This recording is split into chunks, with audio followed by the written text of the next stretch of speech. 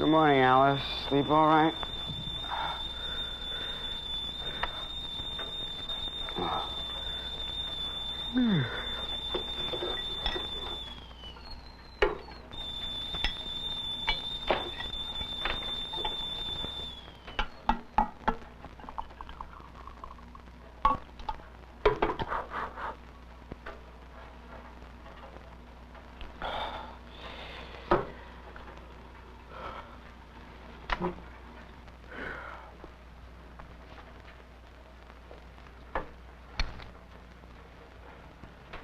Hello, Georgie. Hello, Georgie. How are you today, huh? Hey, Freddy. Hey, Freddy. Harris, you dirty rat. You need a housekeeper. Oh, good morning, Ralph. You're here early. What's up? Oh, hi, Steve. I stayed over. I slept on the cot. Want some coffee? Yeah, sure. Say, Steve, do you know why rats have so much trouble learning? Sure, because they're dumb. You take rabbits, for example. They're animals of reasonable intelligence. No, it's the food they eat. I mean, how smart would you be if you had to eat this all the time? You getting enough sleep, Ralph? I've been working on a rat food formula that will make my rats smarter. Oh, no kidding. How do you plan to test it? Well, you know the maze that Petrozinski used in his experiment back in '52? Mm-hmm. Well, I was rummaging through the department junk room the other day, and I found it. I'm going to run them through this. Great. But how are you going to prove they're getting smarter from the food? Petrozinski found that it took, on an average, 138 trials for his rats to learn the maze. After my rats have eaten the food for 1 month, I'm going to run them through this and see if they can't better that figure. You think a 1-month period will be sufficient? 2 weeks should be sufficient by my calculations. But to be on the safe side, I'm giving it a month. Well, let's say, Ralph, that your rats better the 138 figure. Isn't it possible you had smarter rats to begin with? Not likely. You see, I'm going to use a large enough number of rats so that the average intelligence of my group should be representative of all ratdom. Come on, Ralph. You'd be comparing your rats with Petrozinski's, not with all ratdom. It could be that if you ran your rats through the maze right now without the special food, they'd learn the maze in fewer than 138 trials. Your rats could already be smarter than Petrozinski's. Do you know where he got his? Well, no, I mean, he could have bred them himself. Yeah, well, he could have been using the world's smartest rats or the world's dumbest. You don't know. You can't compare your rats with Petrozinski's. You got to throw out that 138 figure and run your own control group. All right. I'll divide my rats into 2 groups. I'll give the experimental group the new food, and the control group will get the old junk. And that way, I'll be able to tell if there's any difference between the rats in the experimental group and those in the control group. It'll only be due to the food and not anything else. Right. Well, you be sure and keep me posted, Ralph. Right. I'm going to start this afternoon. Let's see. Okay, Betty, you'll go into the control group. Harvey, you look a little thin to me. You could use the new food, so you'll be in the experimental group. Sid, you'll be in the experimental group, too. Can't I leave you alone for a minute, Ralph? You can't hand-pick your groups. You're going to be the laughingstock of the campus. What do you mean? If you pick your own groups, you're going to get your own opinions and biases mixed up in the experiment. You got to pick them randomly. You don't want any systematic difference between the groups except for the feeding. The only way to eliminate that possibility is to make the assignment of the rats to the groups random. Well, I know Now, the procedure I suggest you follow is put their names on, let's say, 3x5 cards, shuffle them up, and then split them into 2 groups. Then you've got a fair division. Oh, that is exactly what I had in mind. Oh, I was going to do that. Take care of yourself, Ralph. Oh, terrific idea. Oh, I better get some 3x5 cards and a typewriter. Okay, let's see. Ooh, who shall I? Ah, yes, Betty. Ready? There you are, and let's see who. Oh, yes, what would an experiment be without flow? F-L-O, flow, and of course, experimental. Frank. Control. Louise. Experimental. Bob. Control. Joanne. Experimental. Flow. Control.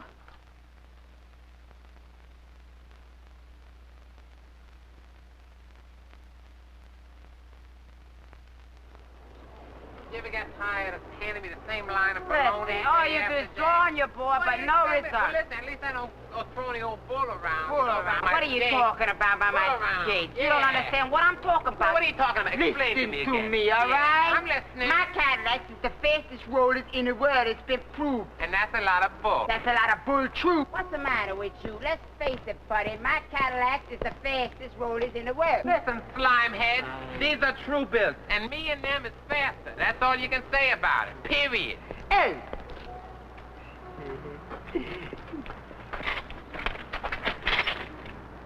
Me and Louis here would like your opinion on a certain matter, mister. Yes? Yeah! We want to know whose rollers is faster, his or mine. Rollers? Roller skates, man. Oh, roller skates. Mm-hmm. You want me to tell you which of you is fastest? Now you got it. Look, my wallet is right in... Hey! Dumbbell, what do you think we are, a couple of creeps? No. Look, just stick to the question, all right? Namely, who's faster, me and my true bills or Sharky here? Yeah. Well, I think there's a very easy answer. Have you considered a race? The fastest pair of rollers would be determined by who wins the race. Not bad. What do you say? I got true bills, man. They're the fastest rollers made. Shut up. All right, we'll slam it down to the 4 trash can and back. Hey! We're gonna need an honest referee. What do you say, mister? You wanna ref this event? Sure. All right. Except one thing. What happens if we race down there and he ain't here when we get back? He better be here if he don't want a free nose job. Hey, why don't we do it this way? We'll go one at a time. The ref here will hold a watch, and one of us will watch the ref. I'll go first. On your mark. Get set. Go.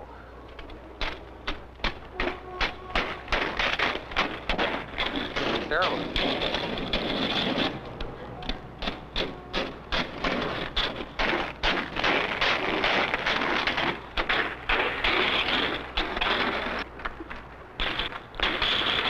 Well? 10 seconds flat. Nothing. Listen, my Cadillac is the fastest roller in the world. I heard it. On your mark. Get set. Go.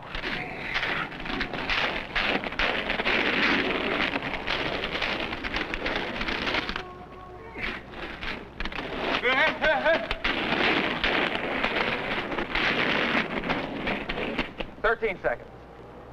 Will you shut up with that crap, man? I hit a bottle cap down there or something. We gotta do it again. What do you mean? You lose, stupid. I hit a bottle cap. It ain't a fair race. Do over. What do you mean, do over? Do over. Ah, you Do want to over. rub your Yeah. face in it? It's okay with me. On your mark. Get set. Go.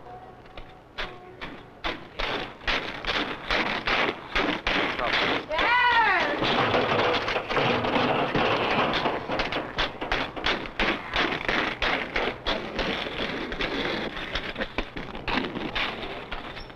15 seconds.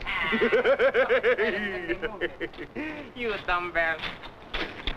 I hit a tomato slit. Hey, you run an ugly race, you know that? Maybe you didn't hear me. Hey, maybe you ought to trade in them Cadillacs for a real pair of rollers, huh? I hit a tomato slit. Oh, My I time don't care don't what you hit. Maybe you've decided which one of us is faster, huh, mister? No. As a matter of fact, I haven't. Well, it was your bright idea, so think fast. Yeah, well, I think the problem here is that there's too much variability in any single run to tell you who's fastest, you see. I think you're going to continue to have these little accidents that are going to favor one or the other of you. Yeah? Oh, yes. Now, if each of you made several runs back and forth, why, you could overcome the variability. Then, although the accidental factors will favor one of you one time and the other times, you'll be able to compare the overall result. You can then determine who's fastest.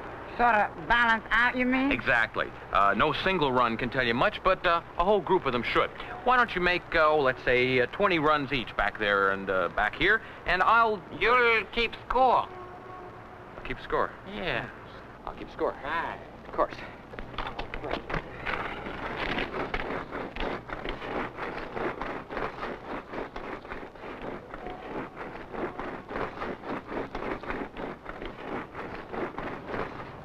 On your mark, get set, go.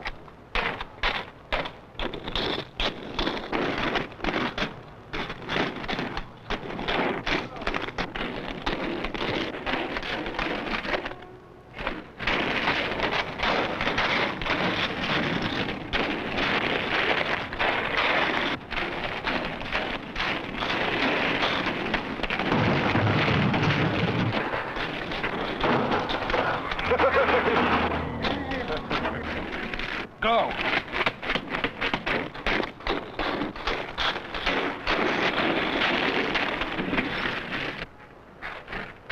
Okay, who's the fastest? Well, it appears you lose, Meatball. I just heard a word I didn't like, mister. Did you say lose? Wait a minute, let him explain. Okay. These are Sharky's scores, Lewis. These are yours down here. Now, as you can see, there were times when you were faster than Sharky. Unfortunately for you, however, the reverse was true more often than not. So, Sharky's faster. But these are true bills, man. Nah. Come on. This is a graph here. This is a fact. Graphs don't lie. Well, wait a second. You see how my... Hey, you, mister, come back here. Hey, you forgot your graph.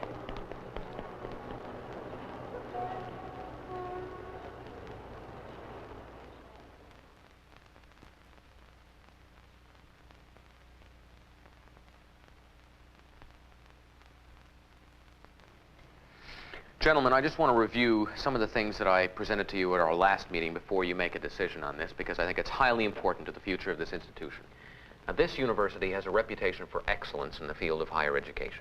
I don't believe we can continue to maintain this leadership position unless we begin to use robots to teach the increasing numbers of students.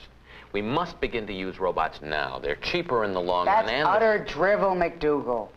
We offer a first-rate education at this institution. And that means, in large part, human interaction. Those machines of yours may be flashy, but they can't be as flexible as human beings in a teaching situation. I expect professors of this university to offer more than superficial lectures. Ah, but these new robots deliver exceptional lectures, and in clear, beautifully spoken English, too. And they have nothing but time on their hands for their students. But, gentlemen, you be the judge. Clark, would you come in, please?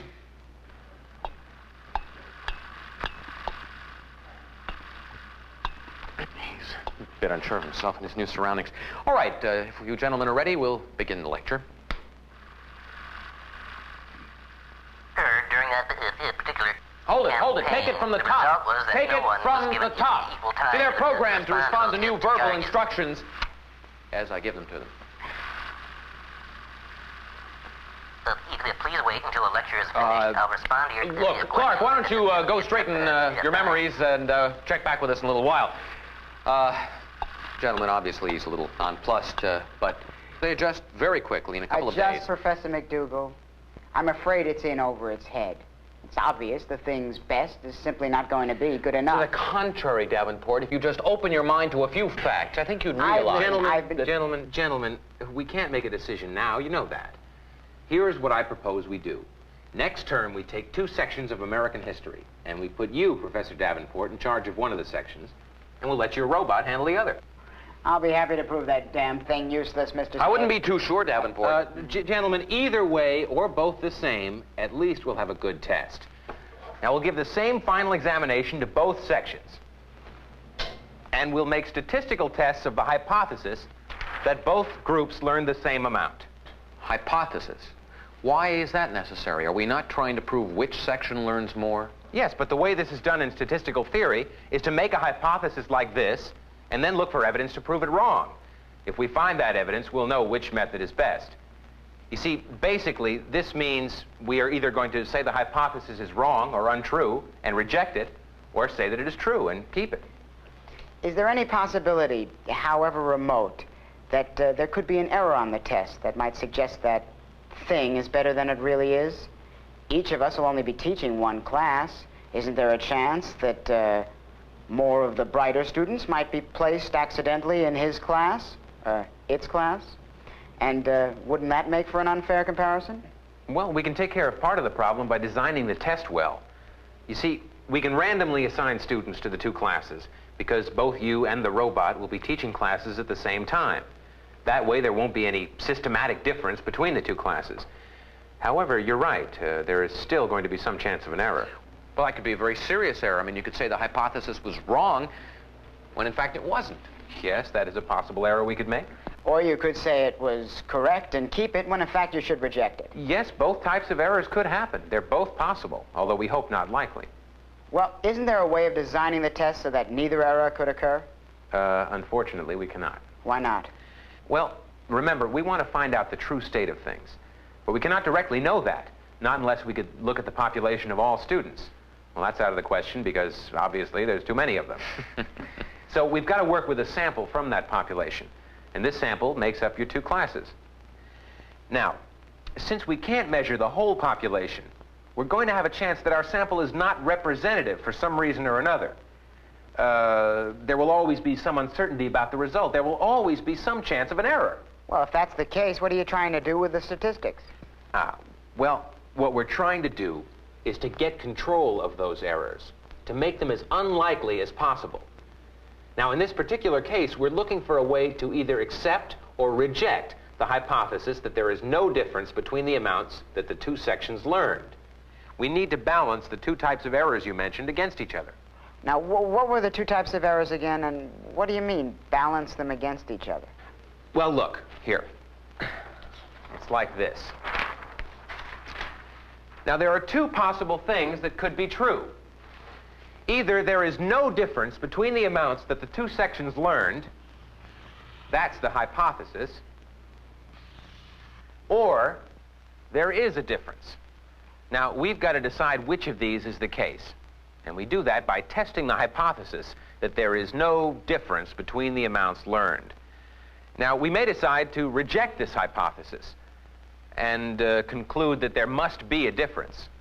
Or we may decide to retain the hypothesis so that it is possible that there is no difference. Now,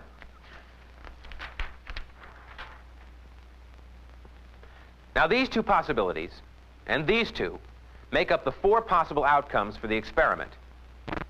Now, if there is a difference between the methods and we reject the hypothesis that the amount learned is the same, well, that would be a correct decision. Similarly, if there is no difference between the methods and we do not reject the hypothesis, then that's okay. These other two possibilities are errors. Now, this is the type of error that you were talking about. Here, there is no true difference between the methods, and yet we find that there is one. And here, this is the other type of error.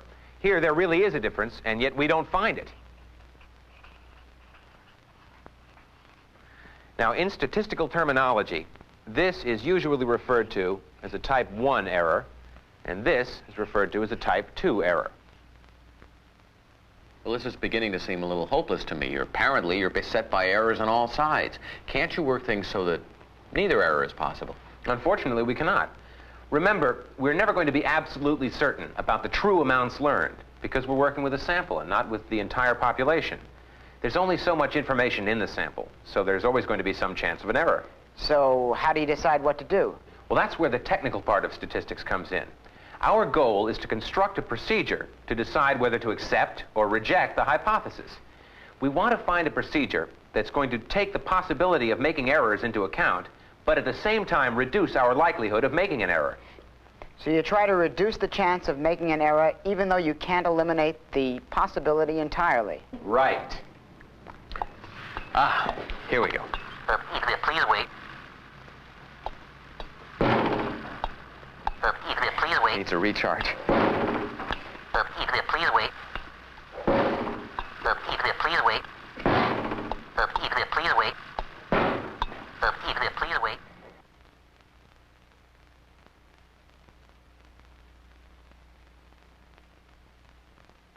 The storekeeper had the last laugh when that lettuce turned out to be solid gold. Now, here are the stories we'll be covering during the next hour of Reaction News. In Washington, the Bureau of Labor Statistics reports today that due to a sampling error in its latest unemployment report, the entire country is out of work. The local crime rate is up again. The average person was murdered 3 times a week last year. And tonight's top story comes from the campus of All-State University, where research has proven you can get smarter just from eating. Reaction newsman Mike Tanana took the MaxiCam out to the campus this afternoon to talk with Dr. Ralph Copeland, who has discovered a new food that turns rats into geniuses. When news of Dr. Copeland's discovery became public this morning, the youthful researcher was already en route to Geneva to have his watch fixed. But Dr. Enid Danini, who works in an adjacent laboratory, has consented to discuss with us the significance of Dr. Copeland's research. Dr. Danini, I imagine this new food is going to have some effect on the education of our children. No, I don't think it will. But doesn't it make animals smarter? Well, that's going a bit far. So far, Dr. Copeland has only tested the new food on rats, so the only real comparison we have is between the old food and the new diet. And in fact... So he has bred a race of rats that will be known for their brilliance and intelligence. That's utterly ridiculous. Well, at the very least, won't it make some change in the way you people train your rats? Well, possibly, although most likely not. You see, I'm not so sure that there really is evidence that the food makes much difference. Well, Dr. Copeland's own press release says that the rats that were fed on this superfood, if you will, learned a maze in 10 fewer trials than the ordinary rats. Are you saying this is some kind of a hoax? No, I imagine Dr. Copeland's figures are sound enough. I just question whether the 10 trial difference is enough to make sure that the food really has an effect. Yes, but there is a difference. The food did make the rats learn faster, and isn't that enough? Yes, there is a difference. But the question is whether the food is the explanation for the difference. You have to understand the experiment. Dr. Copeland ran 2 groups of rats until they learned a maze. A control group, which he fed a standard diet, and an experimental group, which he fed the new food. He found that the average number of trials to learn the maze was 103 for the control group and 93 for the experimental. Well, doesn't that prove something? No, the question now is whether the 10 points difference must be attributed to the food or whether it might just be accidental. You mean there's been some sort of accident? No, I mean that we have to compare the size of the difference between the groups with the variability of scores within the group. Ah. What do you mean? I'll show you. These are my rats. Hi, fellas. This is my blackboard. And let's say that this represents the 10-point difference. Now, if the scores are tightly clustered about the averages like this, then there's very little overlap, and it's very clear that the 2 groups really are different. Now, when the scores are more spread out, like this,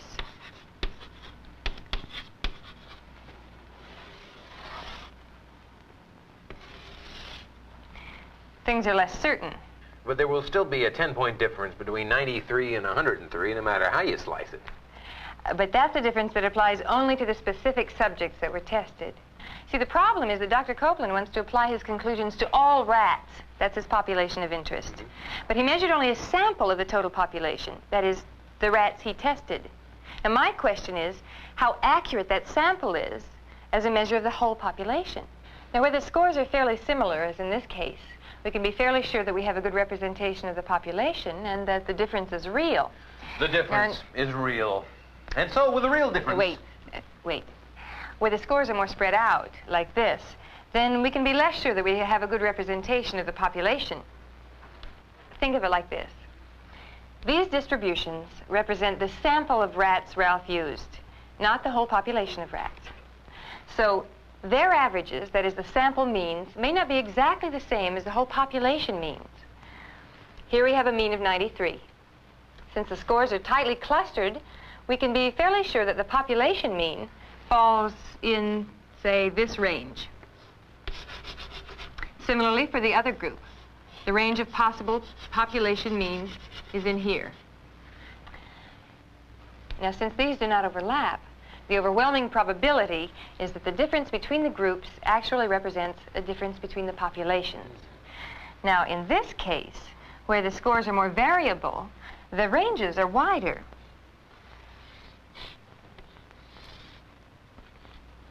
So these overlap considerably.